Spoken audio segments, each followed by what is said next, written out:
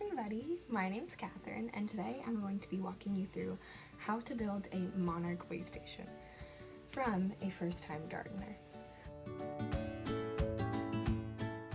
I've never gardened before in my life, so taking on this challenge was definitely an experience, but I learned a lot and I would love to share it with the world. I first learned what a Monarch Waystation was a couple months ago when I was on a walk at a local reservation. At the opening of the trails, they had this beautiful garden and this sign next to it that read Monarch Waystation. And I was walking with my parents and I was like, I have no idea what that is. Do you? And they were like, no, you should look it up. So we did. We took to the good old Google and we found the Monarch Watch organization, which is a fantastic organization, and you know, it just kind of took from there. I am a Girl Scout in Massachusetts, and it just so happens I was looking for a topic of my Gold Award at the time, and as soon as I saw the Monarch Waystation and I looked up what it was, I was like, that is what I want to do for my Gold Award. Side note, a Gold Award is the highest award a Girl Scout can get. It is a project that serves a need in the community and is sustainable for years to come. On top of building this Waystation for my project at a local elementary school, I put together classroom materials on monarch butterflies and pollinators for the teachers to use in the classroom.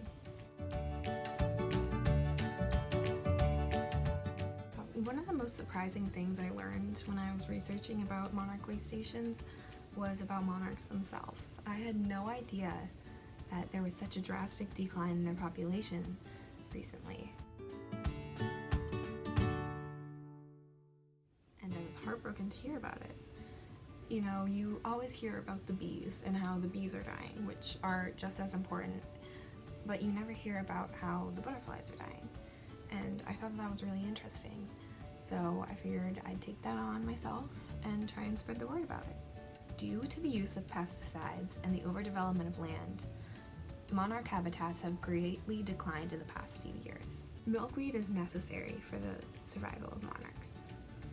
They only lay their eggs on milkweed, and therefore the caterpillars can only eat the milkweed as they're growing up.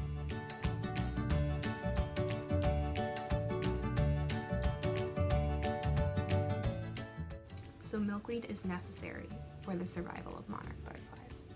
In 2016, over the past 22 years, the monarch butterfly population had dropped 68%. Monarch butterflies are currently under investigation by the National Fish and Wildlife Foundation as to whether they will be considered an endangered species. My goal through this video is to encourage you to make a monarch waystation of your own and to help the monarchs in any way that you can. The first topic I want to discuss is the location. The location of your garden is everything, and I learned that the hard way. I created my Monarch Waystation at a local elementary school. When I first approached them, I had one area in mind that I wanted to do it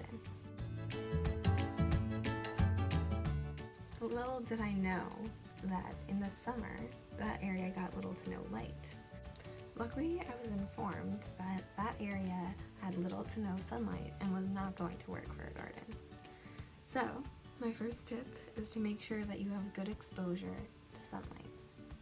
Good exposure to sunlight means that your plants will grow better and you'll have more pollinators. Knowing your location is important. Is there going to be access to water? Is there going to be something that disrupts the location? Whether that be landscapers or constant noise, it's important to know your area and fully evaluate it before you do anything.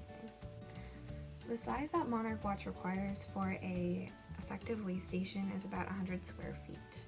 My garden personally, I believe, is 169 square feet, and it's I would say a pretty solid size. Also, drainage is an important aspect that you want to think about. Luckily, my area that I was planting in already had a lot of plants there, so I knew that the drainage in the soil was going to be healthy enough for my plants. Monarch Watch and their guidelines also talk about shelter.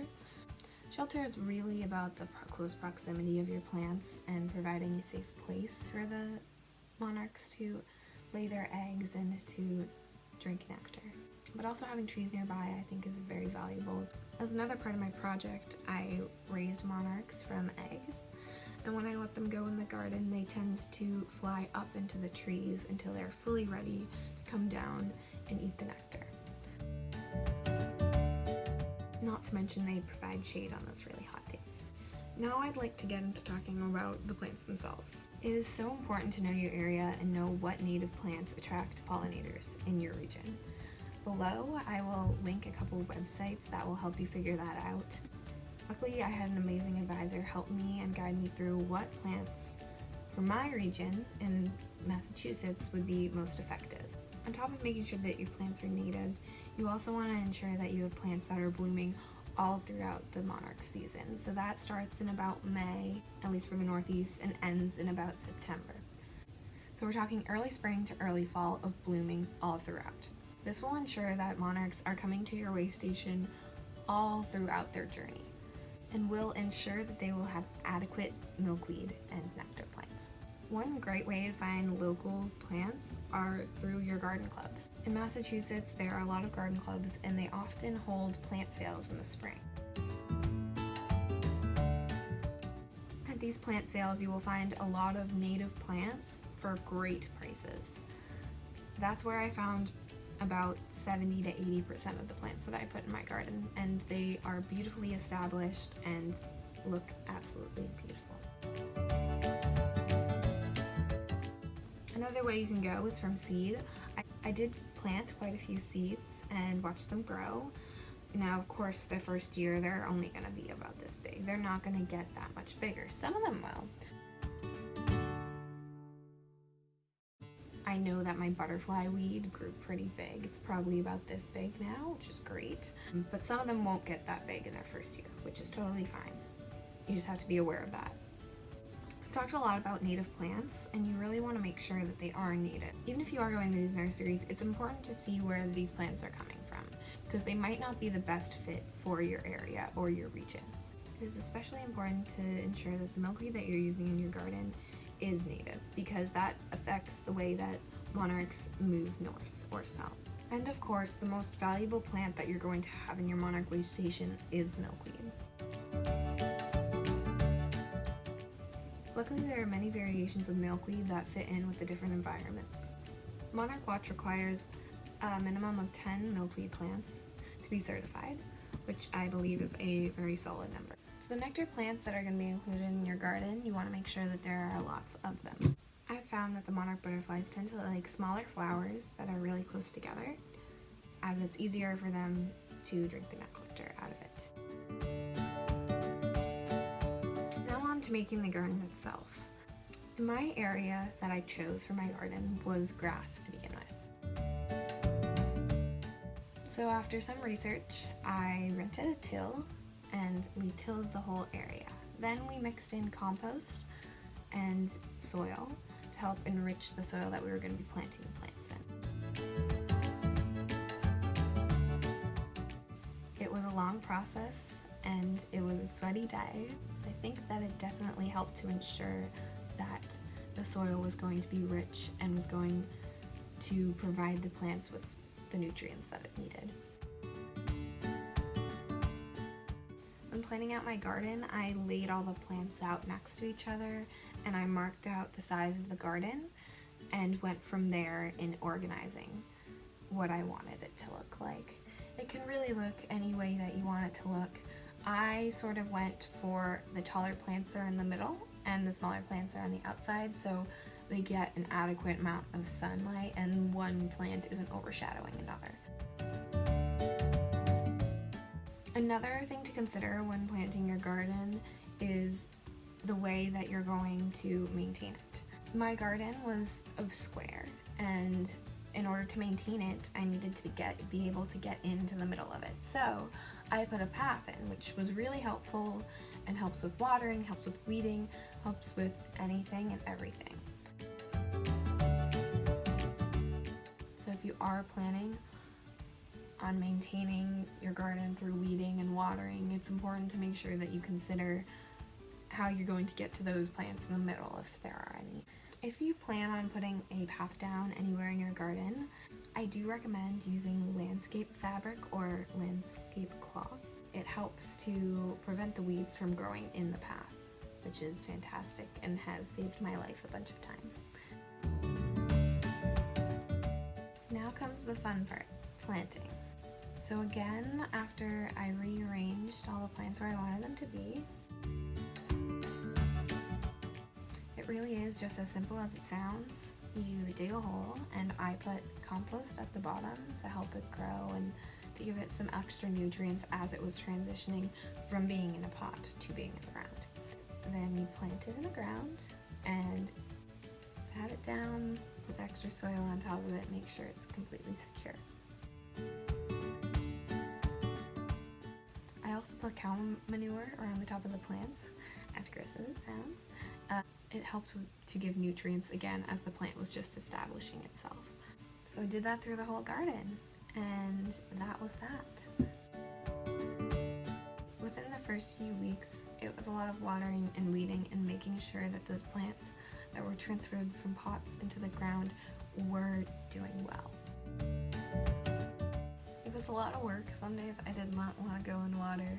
Some days a lot of weeding made me insane. But in the end, it created a beautiful garden, and the most rewarding thing about this whole process was to go to the garden and see those pollinators there, whether that be dragonflies, bees, and yes, monarch butterflies. I've had multiple monarch butterflies in the garden, as well as the monarch butterflies that I've released in that garden. And it's absolutely magical to see. I've seen the caterpillars on the milkweed, I've seen the eggs in my garden, and it's so rewarding to know that something that you made is really helping the world around you.